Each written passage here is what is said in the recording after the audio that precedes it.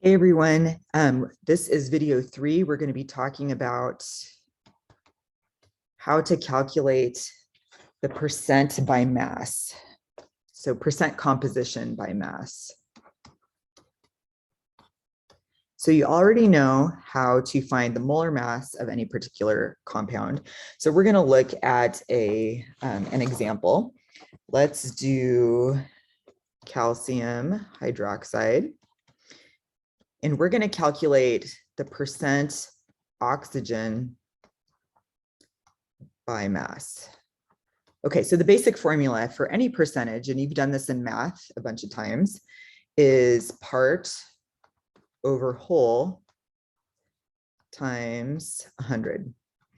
So basically, because this is percent of oxygen by mass, in the numerator, we're just going to put the mass of oxygen in this formula. And in the denominator, we're going to put the mass of the whole thing. So in this formula, there are 2 oxygens. Okay, so here we will put 2 times 15.999 because the mass of oxygen on the periodic table is 15.999. And there are 2 of them in this formula. And then we are going to divide that by the mass of the whole thing. So there's 1 calcium, that's 40.078 plus 2 times oxygen. You do have to include the oxygen in it because that's part of the whole thing, plus 2 times hydrogen, and the mass of hydrogen is 1.008. Okay, that's all on the denominator, and then the whole thing is going to be times 100 because it's a percent. Okay, so I'm going to get out my calculator here. I'm going to do this piecewise just so I don't lose track of things because you have to keep track of order of operations. So 2 times 15.999, that's going to be in the numerator. That's 31.998.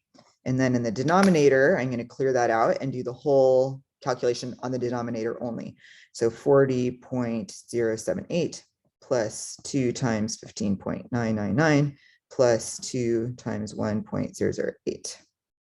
Okay, and that is 74.092. Okay, and then I'm just going to divide. So I get 31.998 divided by 74.092 equals times 100. So that's going to get me, and this is times 100, by the way, 43.2% oxygen. So that means in any given sample of calcium hydroxide, 43.2% of the mass comes from oxygen. Okay, so there are a bunch of examples you can practice, and that is it.